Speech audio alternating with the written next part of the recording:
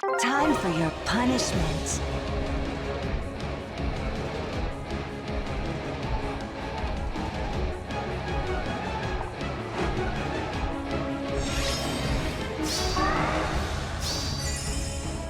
Let's go. Time for a swim? All right. I'm listening.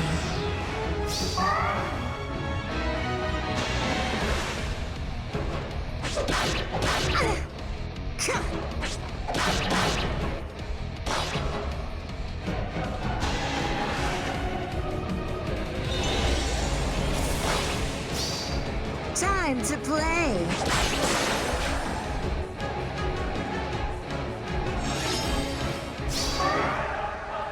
Very well.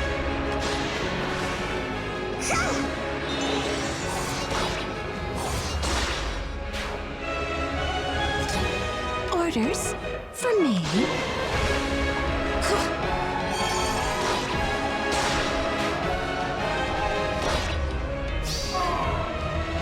Best wishes.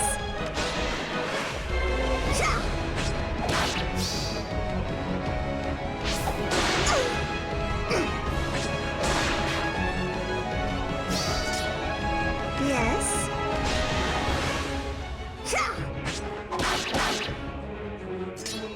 Of course.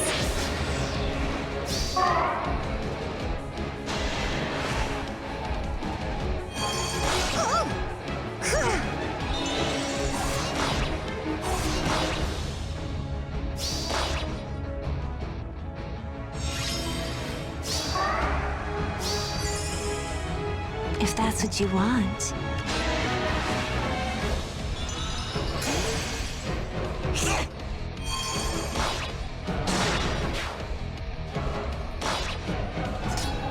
Time for a swim?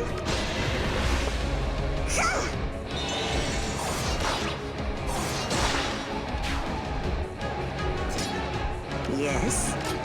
Let's go.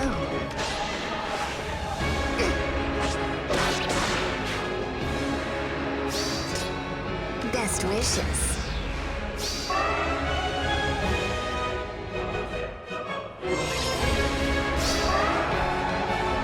Yes.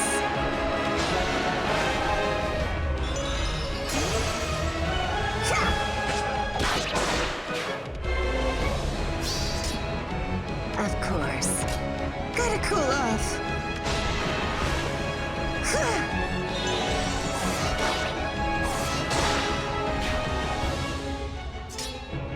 Let's go.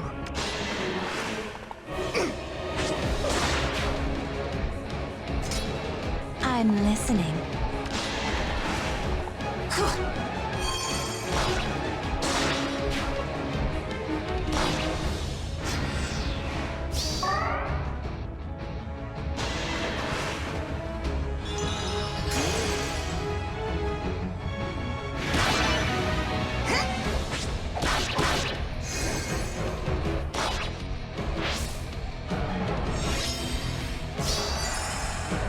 Orders from me.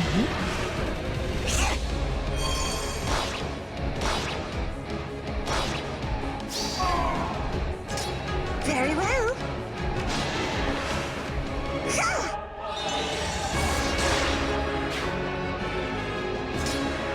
Best wishes.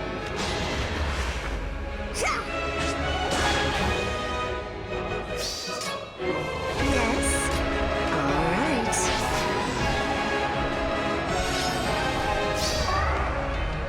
I'm listening.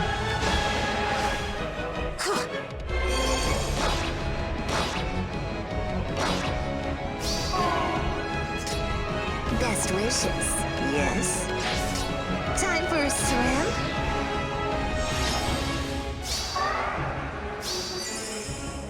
If that's what you want.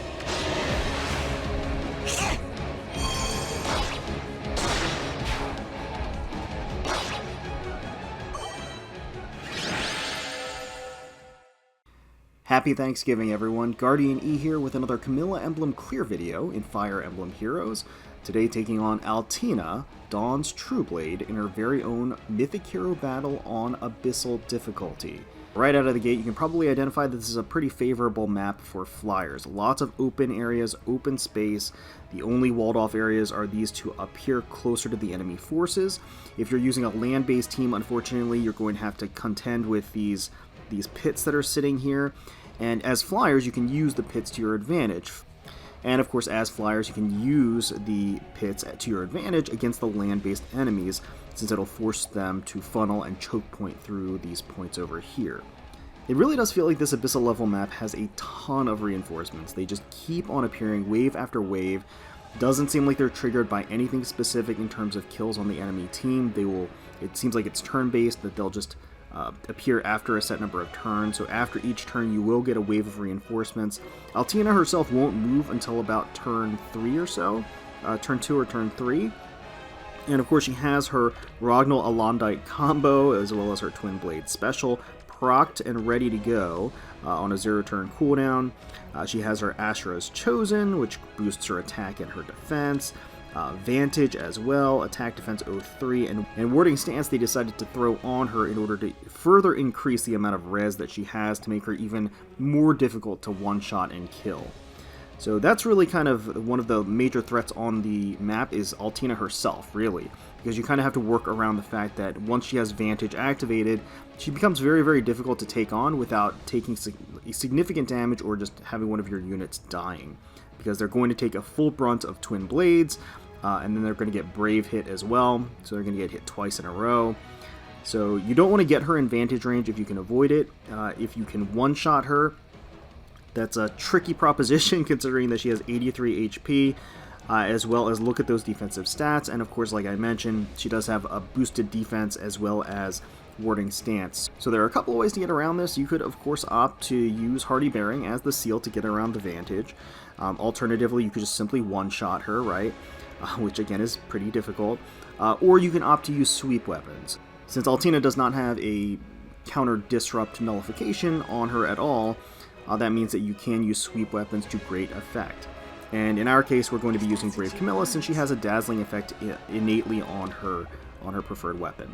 As far as the other units are concerned, they come in huge waves. A lot of them have lunge, and that's kind of the strategy of this map, is to basically lunge chain your units into Altena's range, and then she'll just decimate them.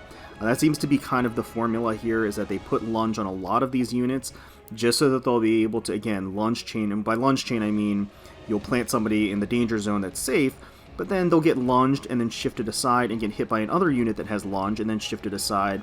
And then they'll be in Altena's range and then just get destroyed. So let's take a quick look at the Camillas themselves. So we have Vanilla Camilla here, obviously merged at +10, speed asset. Has Camilla's Axe, reposition. We put Ether on her for the special. Distant counter for the A slot, renewal for the B slot, Hone Flyers for the C slot, and for the seal, we swapped it to Brazen Attack Res 3 to give her a little bit of sustainability in the opening gambit that you'll see. We have Brave Camilla here, Light of Nor Camilla, merged at +10 with an attack asset, also has 5 Dragon Flowers, has her Sangreether Staff, as well as Restore Plus, Miracle for the special, Attack Speed Push 4 for the A slot, Wrathful Staff for the B slot, Goat Flyers for the C slot, and Renewal for the seal. Next up we have New Year's Camilla, Holiday Traveler Camilla, merged at +10 with a speed asset. Has her Slaying Edge Plus with Attack Refinement, Reposition, Gale Force for the special, Death Blow for the A slot, Desperation for the B slot, Goat Flyers for the C slot, and Heavy Blade 3 for the seal. And finally we have Summer Camilla, Tropical Beauty Camilla, merged at +10 with an attack asset, Blarblade Reposition, Miracle for the special, Death Blow for the A slot, Desperation for the B slot, Goat Flyers for the C slot, and Flyer Formation for the seal. Alright, so let's get started. The very first opening gambit that we want to do is we want to put Vanilla Camilla in the range of both the Axe Fighter and the Blue Flyer, so that she can potentially tank them or do significant damage to them on the opening turn. And so we just want to use everybody to support Vanilla Camilla here where possible. She's going to tank and take a lot of damage, but she'll take practically no damage from the Blue Flyer, and then she'll activate Ether and get most of her health back. So then that forces the enemy units to scatter in order to move around the obstacles on the map itself.